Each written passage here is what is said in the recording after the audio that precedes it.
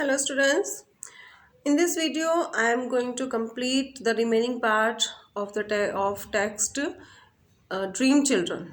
इससे पहले मैं आपको पढ़ा चुकी हूँ. अब ये आगे का देखिए इसमें. And because I had more pleasure in strolling about among the old melancholy looking yew trees. Last videos में हमने पढ़ा था कि उसमें ऑथर बता रहा है कि उसको अपने ग्रेट ग्रैंड मदर के यहाँ जब वो छुट्टियों में जाता था उसको क्या करना अच्छा लगता था. तो स्टोरी कंटिन्यू हो रही है यहाँ पर. और वो कहता था बिकॉज आई हैड, कहता है आई हैड मोर प्लेजर, मतलब आई इन्जॉयड वेरी मच, मुझे बहुत अच्छा लगता था इन स्ट्रॉलिंग अबाउट, इन रोमिंग, घूमना किसमें, old melancholy looking you trees के बीच में घूमना जो कि उदास जैसे लगते हैं, और द फर्स और द फर पेड़ों के बीच में, and picking up the red berries और उनकी रेड बेरीज को उठाना, एंड द फर एप्पल्स और साथ ही फर एप्पल्स को उठाना, which were good for nothing but to look at, जो कि खाने में अच्छे नहीं थे लेकिन बस देखने में अच्छे थे, और इन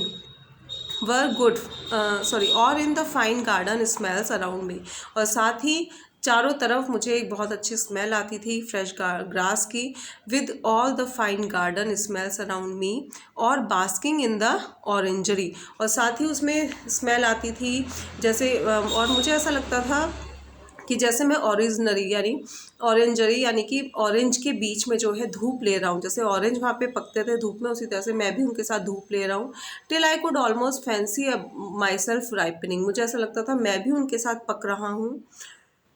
to along with the oranges and limes, जैसे वहाँ पर बगीचे में लाइम्स और ऑरेंज पक रहे थे उनके बीच में धूप लेते हुए मुझे ऐसा लगता था मैं भी उनके साथ ही पक रहा हूँ.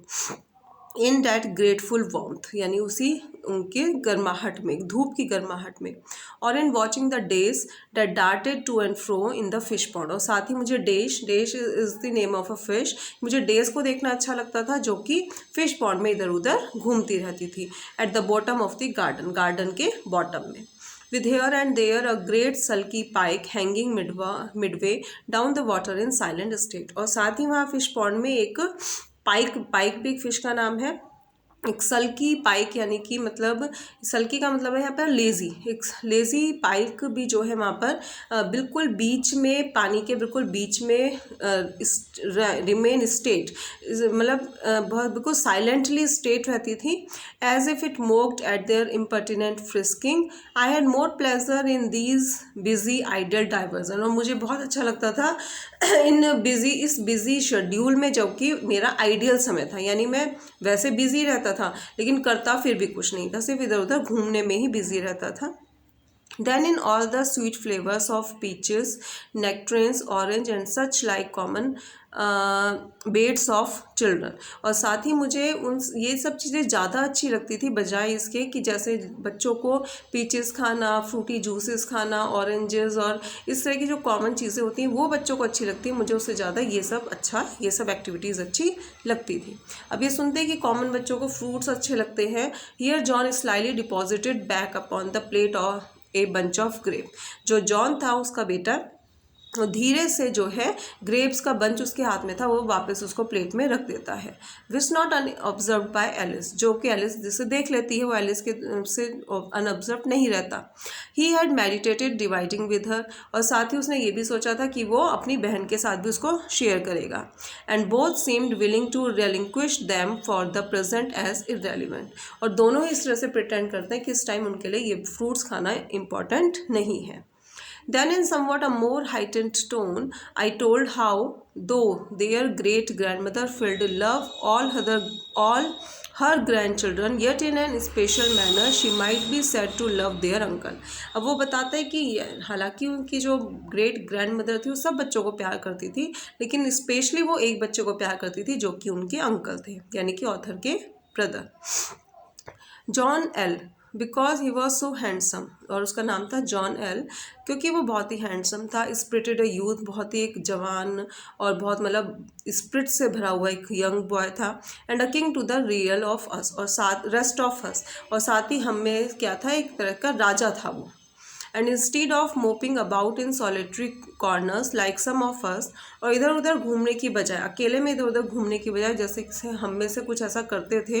ही would mount the most mettlesome horse he could get, वो एक बहुत ही अच्छे हॉर्स पर जो भी उसे मिल जाता था उस पर चढ़ जाता था. When but an imp no bigger than themselves, और वो घोड़ा भी क्या था, कोई बहुत बड़ा घोड़ा नहीं होता था, एक तरह से घोड़े का बच्चा होता था, इम्प मतलब घोड़े का बच्चा होता था। And make it carry him half over the county in a morning, और उसे आधे काउंटी में उसे वो घुमाता था, इसे ले जाता था।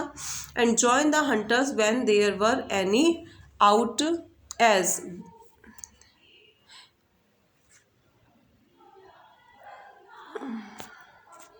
एक्सक्यूज मी, यहाँ थोड़ा छूटा हुआ है, देख लीजिए। और वो साथ ही क्या कर लेता था, हंटर्स का जो भी ग्रुप उसे मिलता था रास्ते में, उसको वो ज्वाइन कर लेता था।